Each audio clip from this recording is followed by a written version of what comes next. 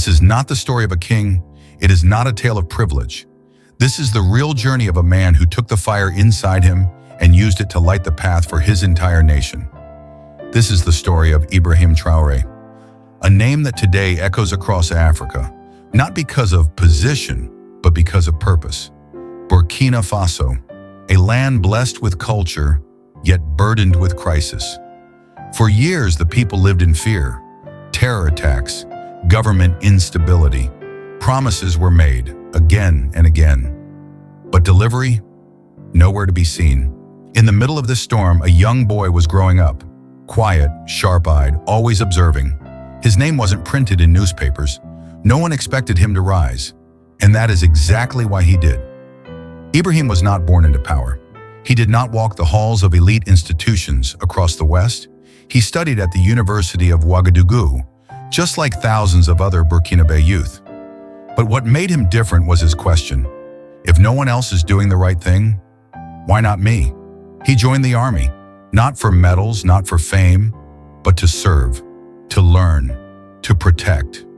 Years went by, and during those years, he saw what others ignored.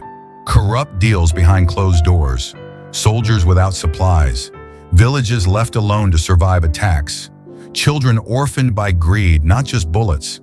Instead of turning bitter, he turned aware. And this awareness slowly turned into leadership. Do you know what real struggle looks like? It's not a motivational quote on a wall. It's standing in front of your fellow countrymen, knowing that your next decision could cost your life. In 2022, as Burkina Faso spiraled into chaos, terror groups controlling regions, inflation rising, trust falling, Ibrahim made a move that no one expected. He stood up, not as a politician, but as a soldier who had seen enough. The sitting government had failed. People were angry, hopeless. And that vacuum needed someone, not with a loud voice, but with a loud heart. At just 34 years old, Ibrahim Traoré became the youngest leader in the world. But here's what made it different. He did not walk into a palace, he walked into a battlefield. He did not promise miracles. He promised transparency. And he did something bold, something most world leaders fear. He said, "We will not bow to Western manipulation. We will protect our people, our land, and our dignity." That shook the system. It shook the powers who were used to controlling African decisions from boardrooms thousands of miles away. But Ibrahim, he stayed grounded.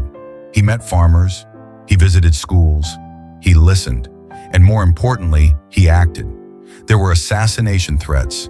There was international media labeling him as controversial. There were forces, seen and unseen, that tried to break him.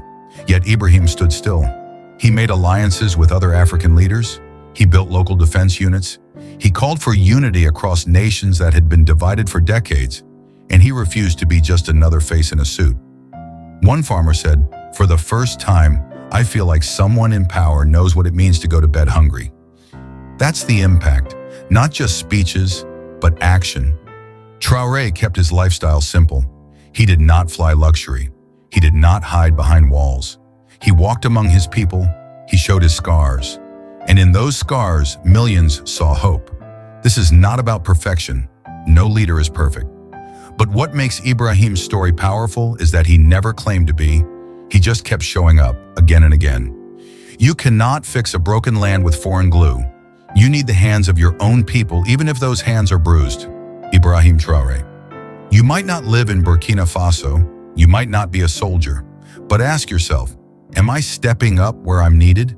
Or am I just surviving? Struggles don't always scream. Sometimes they whisper. And it is in those whispers that leaders are born. Whether you are a student, a worker, or someone trying to find meaning in chaos, remember this. Your value isn't measured by where you are born, but by what you choose to become. Ibrahim chose to become more, not for himself, but for the people who needed him the most. And that is what turns a name into a movement. This is not a fairy tale. This is a challenge to all of us. If a young boy from a struggling village can rise and shake nations, what is stopping you? Not age, not background, only belief. And belief, my friend, is free, but only if you claim it. If this story touched something inside you, if it made you rethink how powerful your own choices are, Then do this. Like this video, share it, comment below. My strength is born from my struggle, and subscribe for more stories that ignite your purpose and awaken your mind. This channel is not for entertainment, it's for elevation. And your journey? It starts today.